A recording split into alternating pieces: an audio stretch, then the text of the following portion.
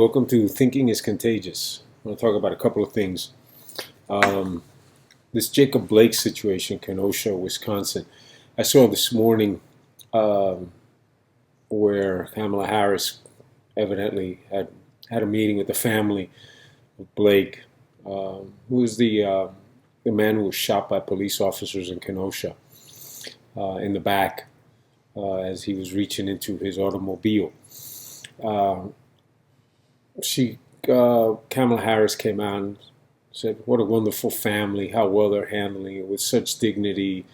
Blake is in the hospital. He's paralyzed from the waist down. He was shot by police resisting arrest. Um, and she goes on and rants and raves about what a wonderful family and wonderful people, and just it's the salt of the earth. Um, I'm gonna go a little bit off of some information that I got off of One American News Network, Liz Wheeler, Tipping Point. But let's let's go number one. That the Wisconsin Department of Justice came out in the last couple of days and confirmed that Blake did have a knife in the car. That's number one. He did have a weapon. Um, he resisted arrest. If you look at the video, you will see plainly that he is walking away from police. Police are telling him to stop. He resisted arrest. He opens his car door, bends down, reaches in a way that is not like he's trying to get into the car. It's obvious that he's reaching for something, and then he was shot by police in the back. Again, confirmed that he had a knife. Mainstream media doesn't really gives it the caveat on the having a knife. It says that he had a knife, otherwise he was unarmed.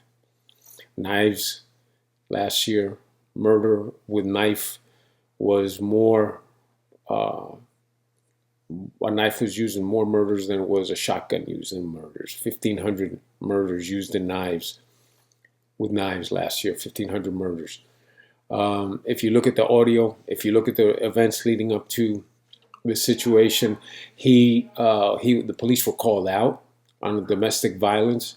He went into a woman's home where he was not supposed to be. There was a restraining order against him being there. He took her keys. He refused to give her keys back. He was threatening. Police arrived there. They used a taser to subdue him. The taser didn't work. He tussled with police. And it led to the confrontation. He was belligerent. He was disobedient. He did not respect the police. He has an outstanding arrest warrant. He's not a Boy Scout. And the police officer ended up having to shoot him. So those are the facts. And what I do know is this. If when the police got there, he had said, listen to the police, and he had not resisted the police, he had put his hands up and said, whatever it is, if there's any injustice here or whatever, I'll take it up in the courts, he would not be paralyzed today. So that's the fact. Another one that I saw today on CNBC was it's a joke. The board challenge. These are a bunch of apologists, white apologists, who have decided that they are going to start a board challenge for corporate boards across America to promote diversity in boardrooms. My question is this. You're an investor in a company. You invest your money in a company. You work for a company. You started a company. You're the founder of a company, whatever it may be. You're in a corporate America. You're in a capitalist structure in order to make money. And the driving force behind your boardroom, what's in your boardroom, who's in your boardroom, needs to be, not should be, has to be because of the obligation, because of the duty you owe to your investors, your shareholders, your investors, is to optimize your company, to have the best and the brightest in the boardroom. Okay? That should be the only mandate. That should be what drives who sits in the boardroom.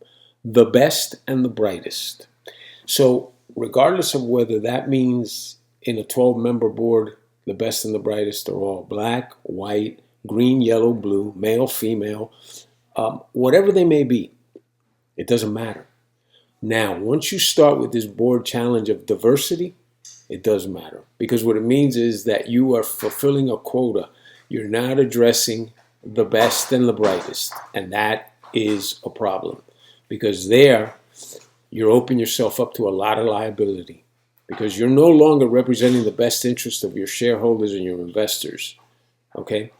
Your criteria for who leads and directs this company and makes the corporate decisions that are the life and death of corporate America's structures is now all of a sudden not predicated on having the best and the brightest in there. It's predicated on having diversity in there. That's not the way it's supposed to be. So again, fallacy, wrong, and weakening the structure in order to pander and be politically correct. No, it's survival of the fittest. You want to sit in a boardroom? Be the best to be in that boardroom. Period. Not anything else. Be the best candidate to sit in that boardroom. And that you will earn to be in that boardroom. Okay? Remember, thinking is contagious. And the liberals and the politically correct are very fervently working towards finding a vaccine to stop its spread. Thanks.